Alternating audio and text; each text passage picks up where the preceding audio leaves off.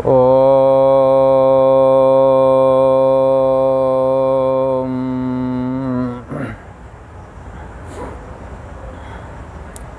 श्री योग वासिष्ठ के स्थिति प्रकरण में श्री वशिष्ठ जी महाराज बोले, हे राम जी, जैसे पृथ्वी में जो बीज बोया जाता है सो ही उगता है, कोई अलग से नहीं निकलेगा। जो आपने बीज डाला है वही जामेगा। तो कहते हैं कि कटुक से यदि कड़ुआ वाला बीज डाला है, कड़ुए फल वाला और मीठे फल वाला, दोनों प्रकार के बीज हैं। अब इस बात पर यह निर्भर करता है आप कौन सा बीज बोते हैं। जो बीज आप बोएंगे वैसे ही पौधा निकलेगा, फिर उस पर फल भी वैसे ही आएंगे। इसलिए कड़ुए से कड़ुआ उपजता है और मीठे वाले फल से, जो मीठा वाले फल का बीज है, उससे मीठा वाला ही फल उपजता है। तैसे ही राम जी जिसकी बुद्धि में संसार के भोग वासना रूप बीज है, विषय लोलुपता जा नहीं रही है, संसार की वासना भरी पड़ी है। तो क्या है, ये एक बीज है। संसार की वासना से रहित होना, अपने को विषय लोलुपता से बचा लेना, ये भी एक बीज है। सतशास्त्र का स्वाध्याय करना, जप तप आदि करना, और व्रत उपवास से लेकर जो साधनात्मक तौर तरीके हैं, ये भी एक बीज है। आपने जैसा बोया है वैसे ही तो आएगा। पर बोया बीज बबूल का, आम कहाँ से होए? यदि बबूल का बीज बोओगे तो आम कैसे आवेगा? इसलिए श्री वशिष्ठ जी महाराज कहते हैं कि सतशास्त्र का स्वाध्याय अथवा श्रवण और सत्पुरुषों का संग, सत्पुरुषों का संग करना चाहिए। सत्पुरुषों के साथ रह कर के सतशास्त्र का स्वाध्याय अवश्य करें, क्योंकि सतशास्त्र के स्वाध्याय से बुद्धि विकसित होती है और ये परमात्म तत्व को चिंतन करने के योग्य मन और बुद्धि को वैसा ही बना देता है। क्योंकि आप जैसा सोचते हैं, जैसा सुनते हैं, आपका मन भी वैसा ही हो जाता है। तो आप जब आत्मा के प्रतिपादक शास्त्रों को श्रवण करेंगे, साधनात्मक ग्रंथों को पढ़ेंगे, खुद साधना करेंगे, तो आपका मन वैसा ही बनेगा। इसको कोई कैसे बदल सकता है? ये तो अपने अनुभव की बात है। इसलिए जीवन कैसा हो ऐसा किसी ने कहा, तो कहा जैसा बना लो वैसा हो। आप जैसा जीवन को बनाना चाहते हैं, आपका जीवन वैसा ही बन जाएगा। तुलसीदास जी कहते हैं कि तुमने बस को लोगों को बस में करना है तो वशीकरण मंत्र क्या हो सकता है? किसी ने तुलसीदास जी से पूछा तो तुलसीदास जी ने तो कहा, वशीकरण एक मंत्र है, तज दे वचन कठोर। लोगों को बस में करना है तो क्या करें? मीठे वचन बोलें। तुलसी मीठे वचन से सुख उपजे चौओर। वशीकरण एक मंत्र है, तज दे वचन कठोर। कठोर वचन किसी को बोलना नहीं है। बस इससे सब बस हो जाएंगे। मंत्र मारोगे 15 दिन, महीना, बस 6 महीना काम करेगा, फिर उसकी शक्ति कम हो जाएगी, सम्मोहन खत्म हो जाएगा। इससे और ये मीठे वचन के द्वारा, आपके उपकार के द्वारा, आपकी सहानुभूति के द्वारा, सहृदयता के कारण जो पुरुष आपसे जुड़ता है, जो आदमी आपसे जुड़ता है, वो जीवन भर के लिए जुड़ जाता है। इसलिए कहा वशीकरण एक मंत्र है। यदि वशीकरण रूपी फल प्राप्त करना है तो क्या करें? मीठे वचन बोलें। तो यहाँ कह रहे हैं कि जैसे पृथ्वी में बीज बोया जाता है वैसा ही फल आता है, कड़ुए से कड़ुआ, मीठे से मीठा। ऐसे ही संसार के भोग वासना रूपी बीज है, जिसकी बुद्धि में उससे तो राम जी दुख की परंपरा ही उत्पन्न होती है। और जिसकी बुद्धि के अंदर शांति और उसके अंदर शुभ वासना रखी हुई है या भरी हुई है, जो शुभ वासना के अनुसार शास्त्र का स्वाध्याय जप तप सुमरन आदि करने में लगे पड़े हैं, तप आदि करने में लगे पड़े हैं, स्वाध्याय में लगे पड़े हैं, नाम जप में योग साधना में लगे पड़े हैं, ये कौन सी बुद्धि है? शुभ बुद्धि। दूसरों के काम में आते हैं, अपने काम भी निपटाते हैं, दूसरों के भी काम करते हैं, दूसरे के काम के लिए खड़े रहते हैं, लोग विश्वास करते हैं उसका, तो क्या है उसकी बुद्धि शुभ बुद्धि कही जाएगी। ऐसी बुद्धि में क्या होता है? शांति। शांति रूप शुभ वासना ऐसी बुद्धि के गर्भ में स्थित रहती है, ऐसी बुद्धि में शांति रहती है। उससे राम जी फिर शुभ गुण उत्पन्न होते हैं। कौन से शुभ गुण उत्पन्न होते हैं? तो बताते हैं। वैराग्य, धैर्य, उदारता, शांति रूप ये सारे के सारे गुण उसके अंदर आ जाते हैं। कौन? वैराग्य आ जाता, विचार करेंगे, संसार के मिथ्यात्व का निश्चय हो जाएगा, विषयों में दोष दृष्टि दिख जाएगी, बाद में मिथ्यात्व दृष्टि करके उनसे निवृत्ति कर लेगा। इसलिए वैराग्य, धैर्य, उदारता। इसलिए भक्तों के लिए ऐसी कहावत है, भक्तों को अपने के लिए कुछ नहीं चाहिए, भक्तों से यदि कुछ मांगे तो वो तुरंत दे देते अपनी, चाहे जितनी प्रिय चीज़ क्यों ना हो, यदि कोई मांगे तो दे देते हैं। भक्त लोग, ज्ञानी लोग और ये तुम्हारे जिज्ञासु हैं, ये बड़े उदार बताए गए हैं। उदारा एवैते, कौन कौन? आर्तो, अर्थार्थी, ज्ञानी चा भर और जिज्ञासु। ये जो हैं चार लोग बताए गए, भगवान के भक्त हैं, चारों बड़े उदारा ये बेतई। ये चारों उदार हैं, इनसे जो मांगोगे वो मिलेगा, अगर ये सच्चे अर्थों में चार श्रेणी वाले में से कोई भी है तो। उदारता आ जाती उन लोगों के अंदर जिसके अंदर शुभ वासना होती है, और क्या? हृदय में शांति होती है, साथ में थोड़े समय बैठने को भी मिल जाए, चित्त शांत हो जाता है। जब शुभ वासना का अनुसंधान होगा राम जी, तब मन बुद्धि निर्मल भाव को प्राप्त होगी। मन बुद्धि कैसी होगी? निर्मल भाव को। और निर्मल किसको कहते हैं? निर्मल मन जन सो मोह पावा। भगवान ने क्या कहा है? निर्मल मन जन सो मोह पावा, मोह कपट छल छिद्र न भावा।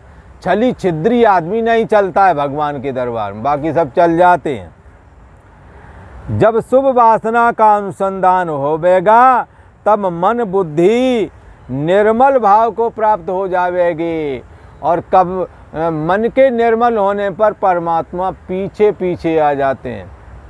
साकार की बात, निराकार तो चैतन्य सत्ता आत्मा आपकी बुद्धि में प्रकट ही हो जाता है। नास्या तेषामेवानुकंपार्थम अहम अज्ञानजम तमः नाश्याम्यात्म भावस्तो ज्ञान दीपेन भास्वतः।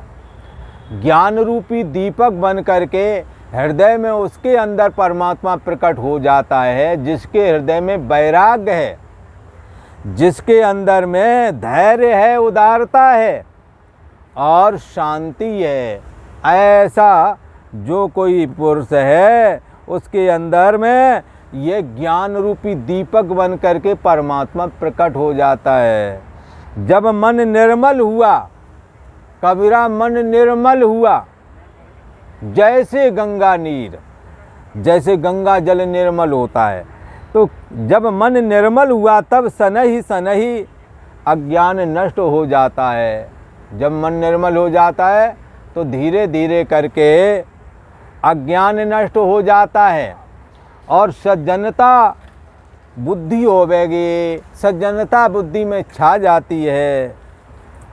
जैसे शुक्ल पक्ष के चंद्रमा की कला बढ़ती जाती है, ऐसे ही उसके अंदर जब इन शुभ गुणों की परंपरा स्थित होवेगी तब विवेक उत्पन्न होता है और उसके प्रकाश से हृदय का मोह रूपी अंधकार नष्ट हो जाता है। हृदय का मोह जो है ना, जीव हृदय तम मोह विशेषी, जीव के हृदय में अज्ञानता रूप अंधकार अर्थात मोह के रूप में स्थित है। इसलिए जीव की ग्रंथि, जीव भाव की ग्रंथि छूट नहीं पाती है। जीव हृदय तम मोह विशेषी, छूटे ग्रंथ किम पर न देखी, दिखाई नहीं पड़ती है क्योंकि मोह तो है ही है, भीतर अज्ञानता भी है, दिखता तो कुछ है नहीं। और ब्रह्मा जी ने भी जितनी इंद्रियां बनाई हैं सब बाहर की ओर मुख कर दिए हैं। न अंतरात्मनि पश्यति तस्मात् परांग पश्यति, ये इंद्रियां जो भगवान ब्रह्मा जी ने बनाई सब बहिर्मुख बना दी हैं। इसलिए प्रांच खांति वितृत स्वयंभू, स्वयंभू ब्रह्मा ने इंद्रियां बाहर की ओर बना दी। तस्मात् परांग पश्यति, इसलिए बाहर की ओर देखती हैं, न अंतरात्मनि, अंतरात्मा की ओर भीतर की ओर नहीं देखती हैं। यही कारण है वहाँ अंधकार हो गया और मोह की सहायता मिल गई है। छूटे ग्रंथि किम, अब ग्रंथि दिखा, हाँ छूटे तो कैसे छूटे, वो दिखाई नहीं पड़ती है गांठ कहाँ लगी है। और गांठ लगी है मन में, और मन है कैसा है, अज्ञानता से ग्रसित है और मोह की सहायता मिल रही है। इंद्रियां बाहर की ओर देख रही हैं, अब कैसे देखे, और दिख नहीं रही है वो गांठ। परंतु जब वो जब चैतन्य सत्ता का बारंबार आत्मा का श्रवण मनन निध्यासन किया जाता है तो हृदय वाली गांठ भी कट जाती है। एक दिन वो गांठ खुलती है। भिद्यते हृदय ग्रंथि छिद्यन्ते सर्व संशया, हृदय की गांठ भी कट जाती है। परमात्मा रूपी आग इतनी प्रबल है, यदि आप उसको श्रोतव्यो मंतव्यो निदिध्यास्तव्या करेंगे, आत्मा सत्ता का श्रवण मनन निध्यासन यदि करेंगे तो निश्चय ही आपके हृदय में अनुकंपा करेंगे भगवान। ज्ञान दीपे न भास्वतः, ज्ञान रूपी दीपक बन करके अहम आत्मा घोड़ा के इसमें आत्मा हूँ ऐसा करके आत्मभाव प्रकट हो जाएगा। है और जानना पना ही शेष रहेगा, जानने में आने वाला परछिन्न भाव बाधित हो जाएगा। जिसके लिए प्रक्रिया ग्रंथों में ऐसा कहा, एक समय ही भान हो साक्षी और आभास, दूजो चेतन को विषय साक्षी स्वयं प्रकाश। ये सोने जागने वाली चेतना अभी है, कभी सो जाती कभी जाग जाती, पर इसके जानने वाला ना कभी सोता है और ना कभी जागता है। इसलिए उसकी हृदय रूपी गांठ कट जाती है और ज्ञान रूपी दीपक उसके अंदर जल पड़ता है। उसके प्रकाश से हृदय का मोह रूपी अंधकार नष्ट हो जाता है। तब धैर्य और उदारता की वृद्धि होती है। जब सत्संग और सत्शास्त्र के अभ्यास द्वारा शुभ गुण उदय होते हैं राम जी, तब महानंद का कारण शीतल शांत रूप प्रकट होता है। जैसे पूर्णमासी के चंद्रमा की कांति आनंददायक और शीतलता फैलाती है, तैसा ही सत्संग रूपी वृक्ष का फल प्राप्त होता है। ऐसे ही सत्संग की महिमा है। हे राम जी, सत्संग रूपी वृक्ष से विवेक रूपी फल उत्पन्न होता है। और उस किससे प्रकट होता है ये विवेक रूपी फल? तो सत्संग रूपी वृक्ष से विवेक रूपी फल उत्पन्न होता है। और उस विवेक रूपी फल से फिर समता रूप अमृत स्रवता है। समता ये सम रूप से निर्दोष और सम ब्रह्म है, जो सबके हृदय देश में निर्दोष और सम रूप से स्थित होकर के सबको सत्ता प्रदान कर रहा है। जिसके लिए कहा गया चेतना चेतना नाम एको बहु नाम। बहुत जो मैं हूँ करके चेतन हैं, इन सब में चेतना प्रवाहित करने वाला ब्रह्म सत्ता ही है। तो विवेक रूपी फल जब आ जाता है सत्संग से हृदय में, तब समता रूपी अमृत ब्रह्म निर्दोष और सम है। ऐसे ही यह मन भी निर्दोष और सम होने से ब्रह्मलीन हो जाता है। उससे मन निर्द्वंद और सभी कामनाओं से रहित, उपद्रव रहित हो जाता है। मन के अंदर बड़े उपद्रव हैं, मन उपद्रव रहित हो जाता है। कैसे? निर्द्वंद हो जाता है। बोले द्वंद्व क्या है? मान अपमान, सुख दुख, लाभ हानि, ये द्वंद्व हैं। और राग और द्वेष। मन निर्द्वंद और सर्व कामना से रहित, जगत की सत्यता की भ्रांति, जगत सत्य है ऐसा करके देखना, ऐसा करके सोचना, विचार करना, ये सबसे बड़ी कामना है। विषय लोलुपता रूप कामना, सबसे बड़ी कामना संसार को सत्य जान करके प्रवृत्त होना। मन को राग द्वेष से रहित बनाना है राम जी, और संपूर्ण कामनाओं से रहित, उपद्रव रहित बना देना है। ये मन बड़ा उपद्रवी है। मन कहाँ से कहाँ चला जाता है। दिन रात विषय लोलुपता में पड़कर स्वयं दुखी होता है, दूसरे को भी दुखी करता है।